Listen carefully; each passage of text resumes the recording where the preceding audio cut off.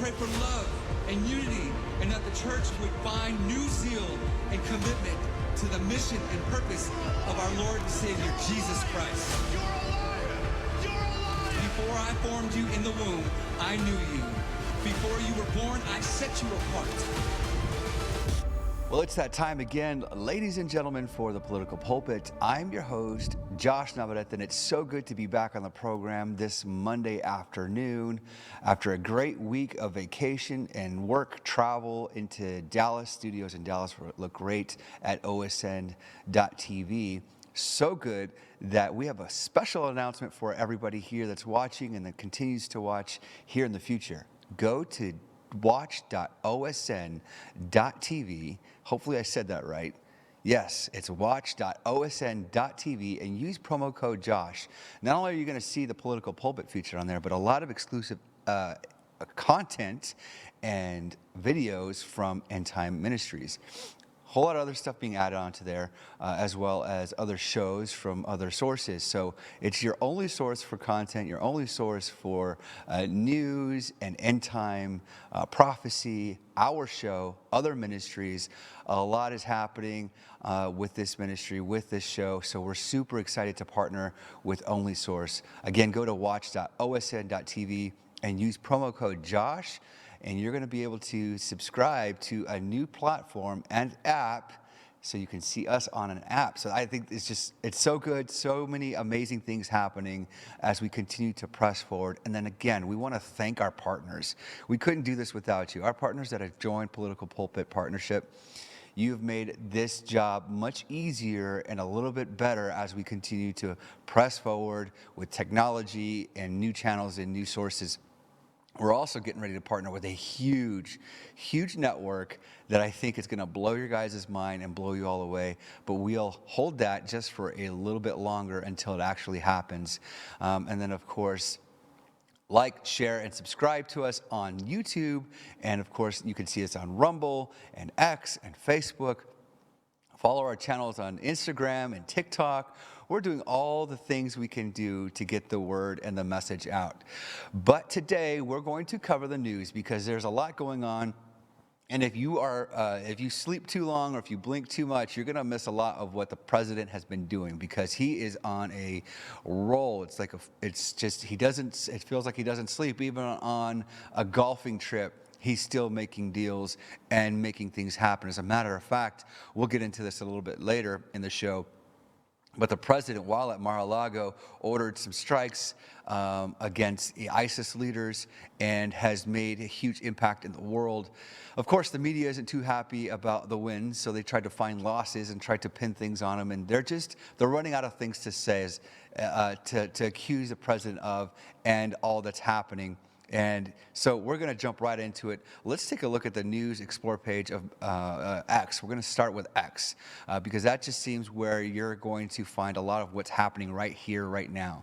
McGregor was at the White House today, and he's highlighting immigration concerns at the White House.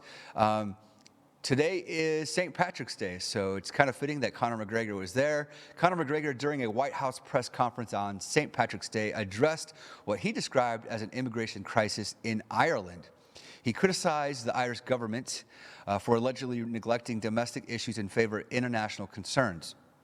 McGregor's statements include claims that some rural towns in Ireland have become minority Irish through these assertions require for substantiation, of course. His speech has stirred discussions on social media and among the Irish American community, focusing on the cultural and demographic changes in Ireland. I think the point here is that when you don't have a border and you have open border policies, you run into issues where other cultures and other people that, let's just say, break the law in other countries, come into your country and they begin to break laws and take advantage of the things that are given to you. The last 4 years have been an absolute disaster with the Biden administration because it was come one, come all, and we'll pay for it. That was the policy. We're going to let you come to the country and we're going to pay for your stay. We're going to pay for your food. We're going to pay for your clothes. And it was absolutely ridiculous and started to slowly destroy and decay our economy. Now, not only in our economy, but the American culture. Now, we have a lot of people on the left that disagree with us, but that's okay because they have no idea what they're talking about. They think with the liberal ideologies that they have, that it's a great idea to allow these people to come into our country and run amok, as they say. And they do it with what they think is hands in their heart and kindness and love and care, and say we have to love all people and love. Yes, we have to love these people. Yes, we have to love immigrants that come to our country the right way. And it's not that we don't love people, it's that we love our country and we want to make sure that people are safe and people do things the right way under law and order, because if you don't, people get hurt. And unfortunately, through the border, people are being raped, killed, trafficked, drug trafficked, human trafficked, and all the things in between that you couldn't believe or imagine. That's because when you have a country without rules, regulations, or laws, and you don't follow them, if you have them, then people get hurt. That's as simple as it gets, and that's what was happening. So not only is our country being hurt economically, and these sanctuary cities being run to the ground through these democratic leaders and liberal ideologists, we have people, your true love, your true heart should go out to people because they're not safe through these policies. So what do? You follow the rules and laws of the land and make sure people do it the right way. That's what's happening. That's what we're doing. Conor McGregor comes out here to the country, to the United States, which, anywhere Conor McGregor goes is going to be a show. And so we are going to take a look at what the show looks like with Conor. Let's take a look at this full screen video here. What is going on in Ireland is a travesty. Our government is the government of zero action with zero accountability. Our money is being spent on overseas issues that has nothing to do with the Irish people. The illegal immigration racket is running ravage on the country. There are rural towns in Ireland that have been overrun in one swoop, that have become a minority in one swoop. So issues need to be addressed, and the 40 million Irish Americans, as I said, need to hear this, because if not, there will be no place to come home and visit. What is going on in Ireland is a travesty. That's Our government is the government. He's talking about in one swoop, one stroke of a pen, probably one law, one crazy that just opened the borders to just about anybody. They've lost their Irish culture. And people might say, well, American culture is a mixing pot of many different cultures. You're absolutely right, but through rightful and lawful immigration. My grandparents on both sides are immigrants from Mexico, and I am a product of legal immigration, by the way, and so are many of you and people in my generation. I have a lot of it pains me to think that there's people my age or in our generation who think, or who use words like, your parents are immigrants, why shouldn't, you should love the ones that have come. What makes you think I don't love the ones that are coming over, or the ones that want to migrate to the United States for a better life? I absolutely want these people to have a better life. We absolutely want these people to have the opportunities that our grandparents and parents have had.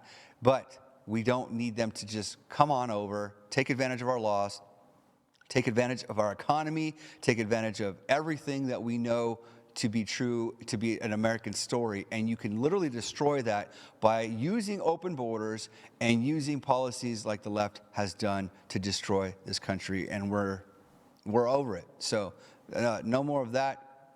And we're going to keep that. We're going to just keep that message.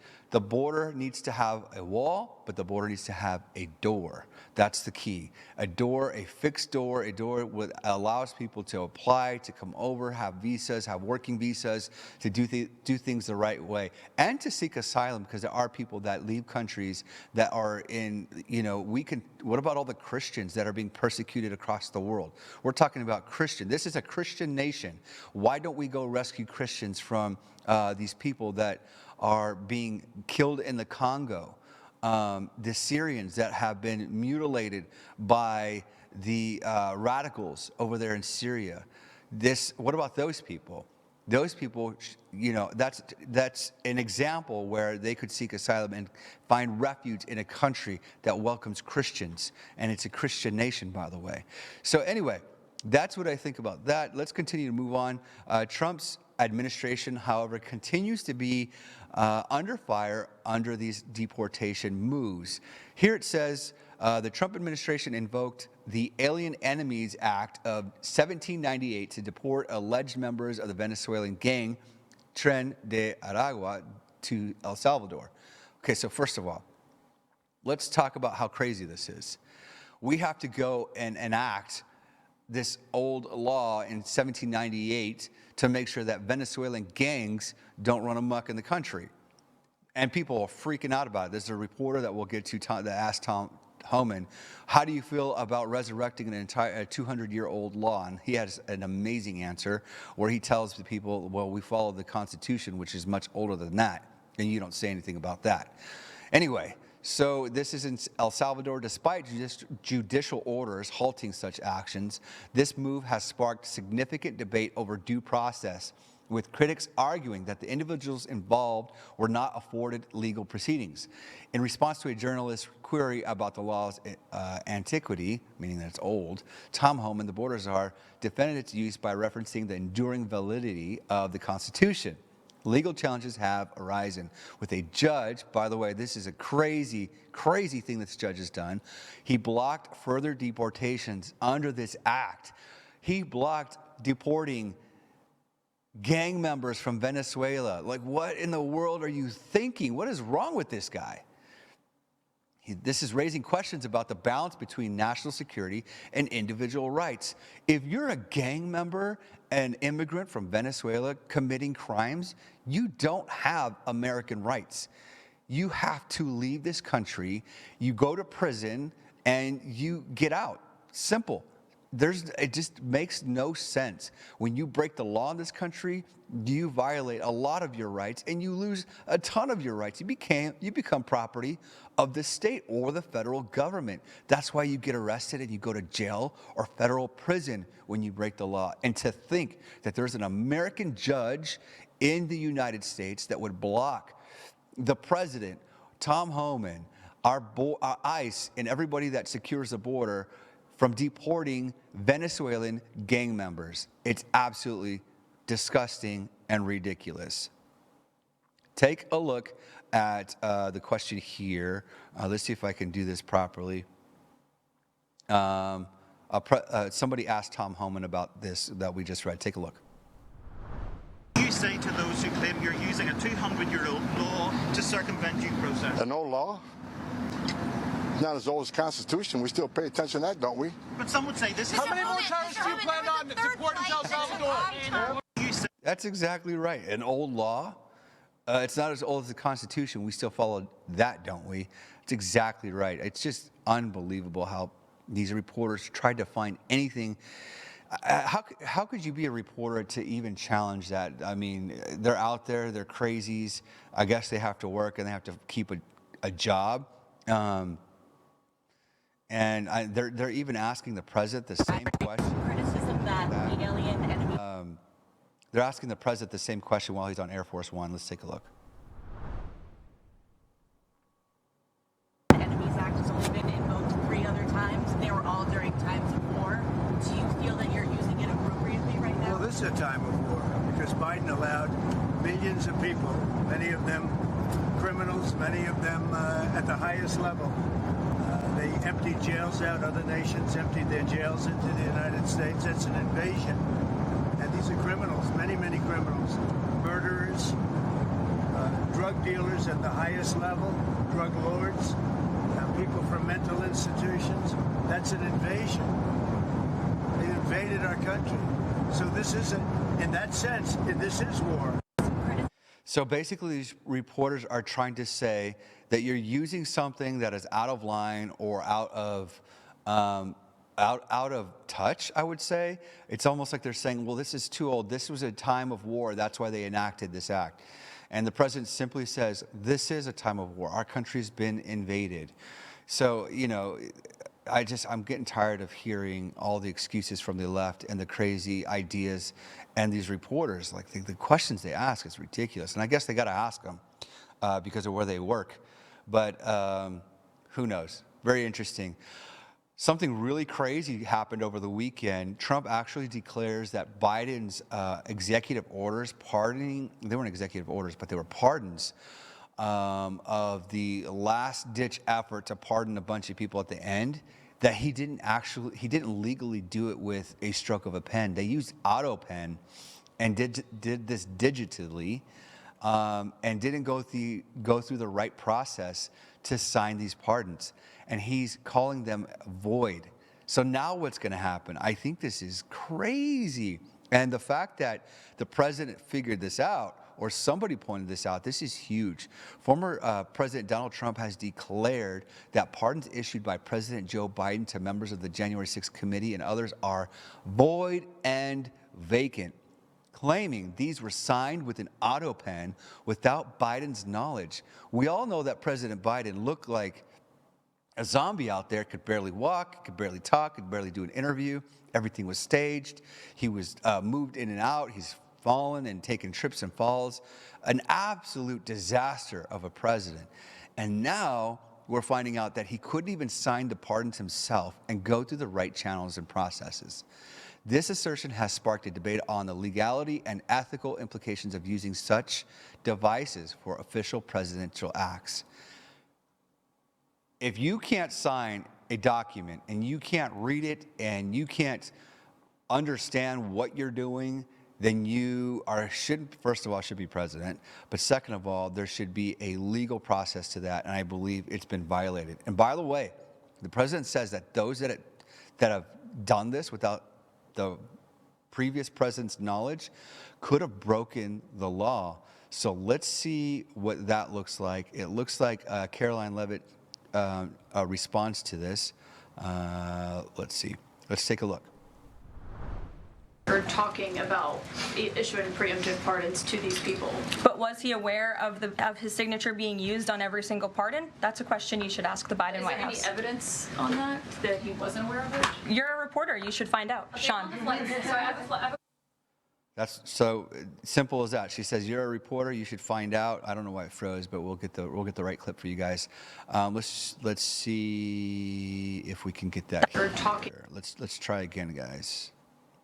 Oops. Issuing preemptive pardons to these people. But was he aware of his signature being used on every single pardon? That's a question you should ask the Biden White House. Is there any evidence on that he wasn't aware of it? You're a reporter. You should find out. Okay, Sean. So I have a question on the Simple. How do you know that he didn't know? Well, why don't you guys find out? You're a reporter. And it's crazy. It's like the reporters act like they know more than the actual staff and the people investigating it all. Most likely, President Biden may have had an idea, but he didn't do it himself, and that should be against the law. I don't know. I think it's absolutely crazy. We're finding out more and more issues and more things that are happening that are just proving to us that the previous president had no idea what he was doing. It's just crazy. We're going to get into some other things, but if you take a look, go ahead and show this screen, you guys. It's I'm looking at Explore page on news. There's some things here that we'll just briefly cover. Forever 21 closes all U.S. stores. That's interesting because we're noticing, I don't know about your guys' area, but we're noticing a lot of malls and department stores closing and turned into apartment buildings. There's a real popular area in our town where they closed a big department store and they built these giant apartment buildings. It's just interesting to see the way this world is going, the inner city, how it's changing so fast. More and more people are renting, less people are buying homes, and that should be a concern. I hope the president does something that makes it easier for people to buy homes, especially Gen Z or younger generations, so they can invest into their own properties and take a lot of these properties away from BlackRock, but we won't get into that today. Don Bongino, this is super cool. Don Bongino was officially sworn in as the Deputy Director of the FBI on March 17th, 2025.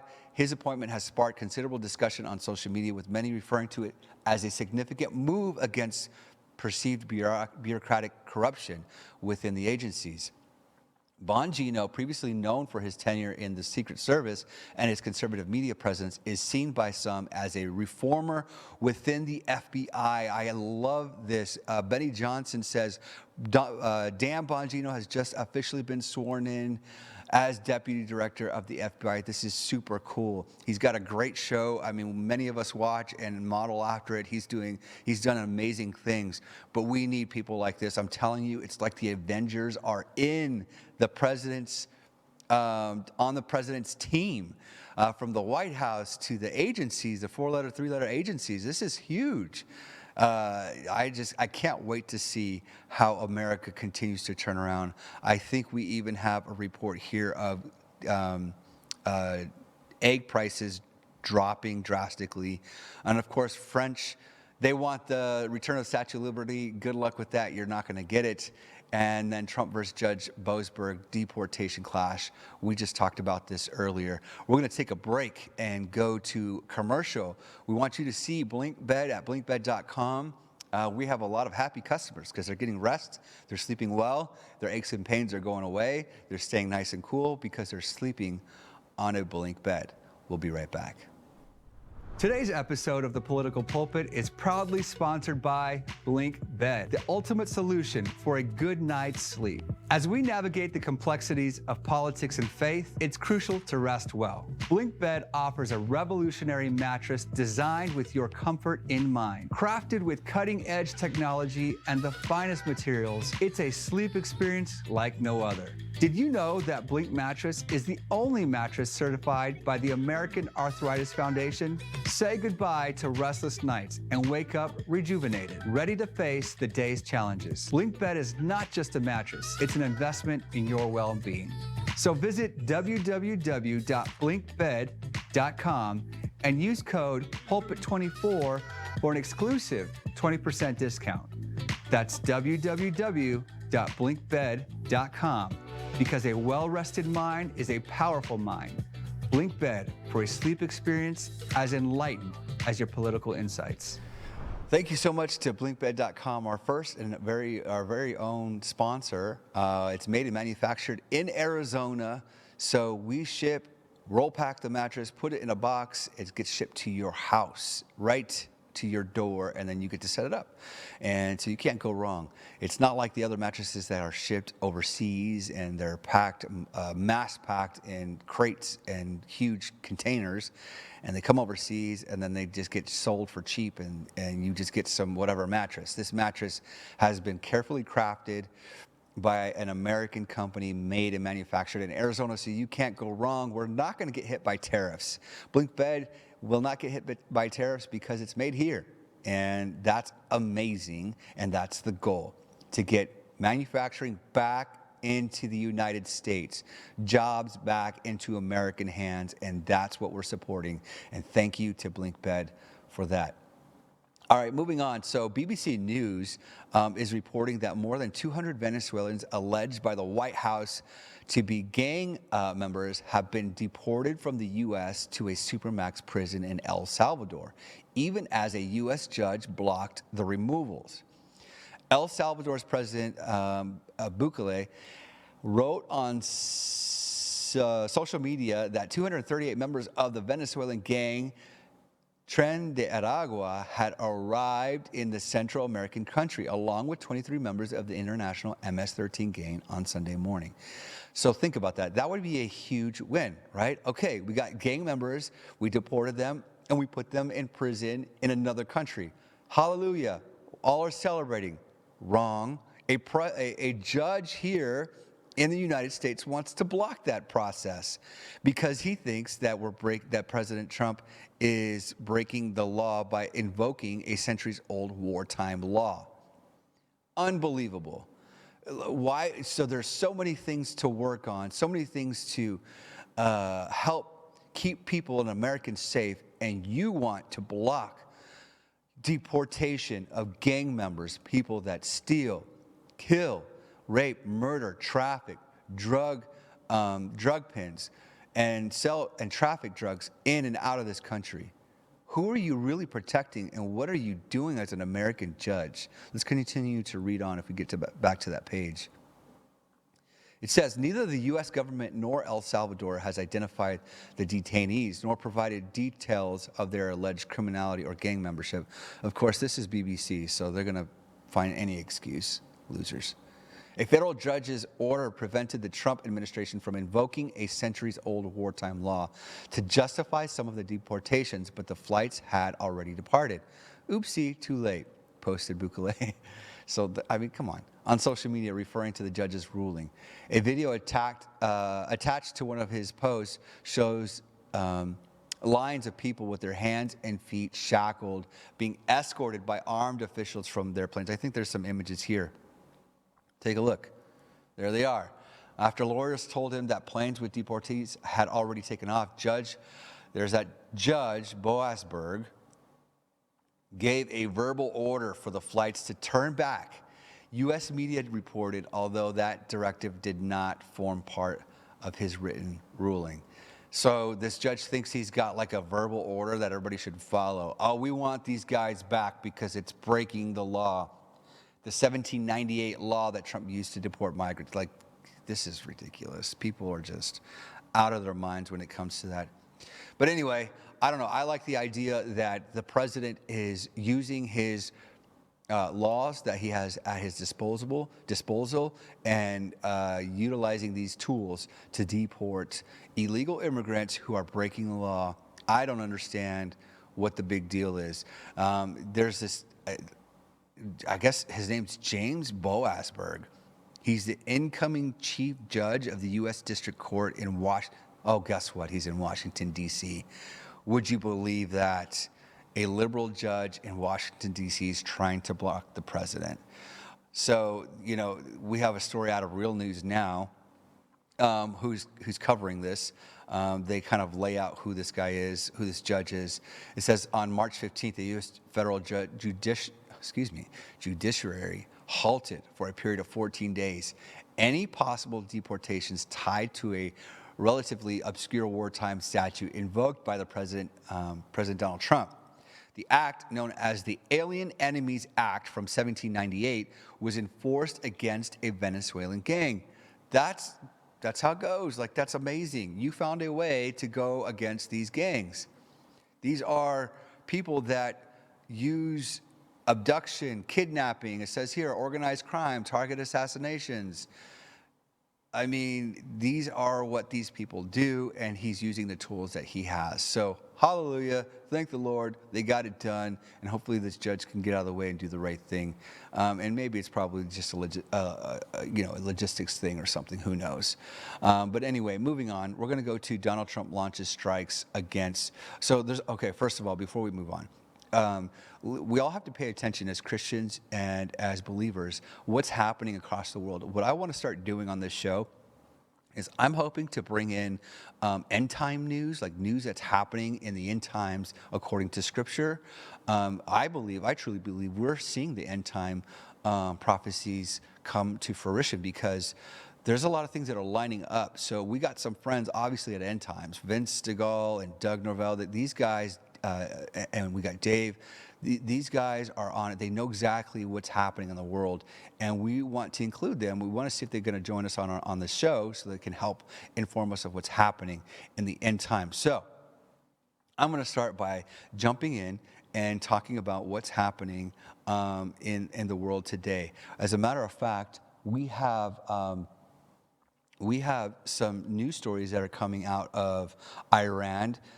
They're the Iran-backed Houthis. They reported a series of explosions in Yemen's capital, Sana'a on Saturday evening. These were, so it says here, smoke arises from the explosion after a group of buildings are hit at an undisclosed location. U.S. Central Command handout via Reuters. The Iran-backed Houthis reported a series of explosions in Yemen's capital. The Houthi-run health ministry said in a post on X that at least 31 civilians have been killed and 101 others injured, most of whom were children and women. Of course, they're going to report it that way, but I don't think the U.S. is attacking citizens. They're after somebody that's hiding. These images that are shared online shows plumes of black smoke over the area of the city's airport complex, which includes a sprawling military facility. Mr. Trump said the strikes were over the group's attacks against ships in the Red Sea. Your time is up and your attacks must stop, starting today. If they don't, hell will rain down upon you like nothing you have ever seen before, he said. The president said Iran would be held fully accountable for the actions of its proxy, adding, and we won't be nice about it. They're attacking our ships. A U.S. ship fires missiles at undisclosed location. Here we go again. These pictures are via Reuters. They are sending these strikes from these ships, but they're also being attacked. So the strikes come days after the Houthis said they would resume attacks on Israel vessels sailing in waters off of Yemen in response to Israel's blockade on Gaza, although there have been no Houthi attacks reported since then. So, I mean, this is the stuff that I'm talking about. These attacks are starting to heat up, and eventually it's going to start causing raise for war or concerns, because then you have the allies of other countries getting involved, and then you have U.S. allies starting to get involved.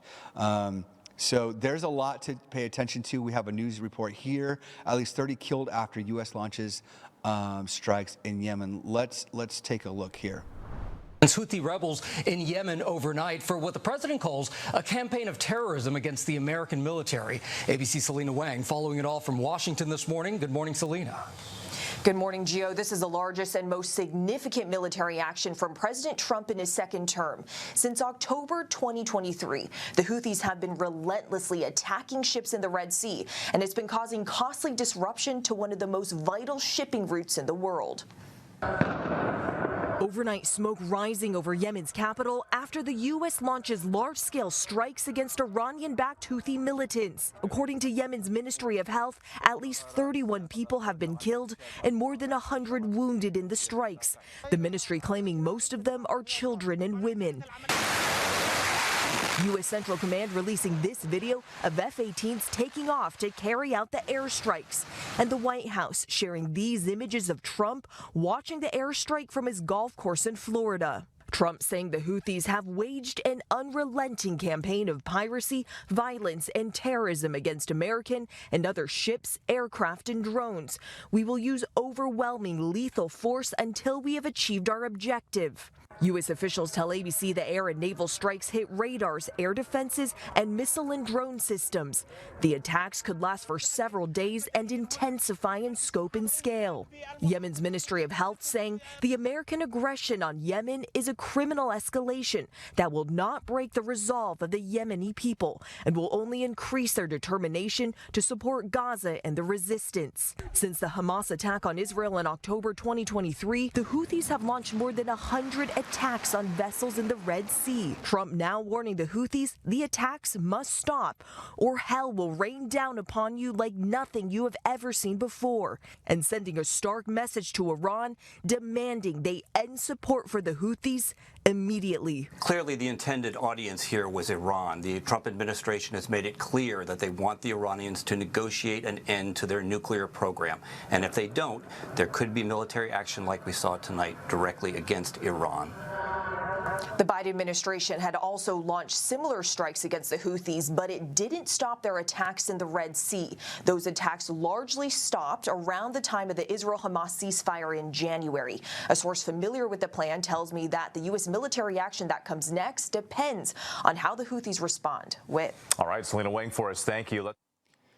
So that's exactly what I mean. A lot of these wars and strikes, they all intertwine, and a lot of these battles have connections to other countries. So we're going to keep a close eye on what's happening, because you never know. This could be an escalation of war across, because Iran backs the Houthis, and if they don't continue, if they don't listen to what the president's saying, it could heat up between Iran and other countries. And this is exactly what we want to keep an eye on, and pray for our leaders, pray for our country, and make sure that God is at the forefront and leading our leaders. I love the strength of President Trump. I love the strength of the United States, that we're not going to just sit there and stand back and watch other countries or groups like the Houthis attack our ships and our Navy and our military and just do nothing. we're going to strike, and we're going to strike full force and make sure that you pay for the laws that you are breaking against the United States. So that's all the time we have for today. Tomorrow, we hopefully have a few guests. We're going to cover more of the end time news. We're going to cover all that's happening in the country. And of course, watch all the wins and report all the wins that we are seeing in America. I want to thank you, our partners. Thank you, everybody that's joined our partnership at politicalpulpit.com/partners and becoming a true supporter of this program. We thank you all, and thank you so much, and God bless everyone that's joined us. We'll see you soon.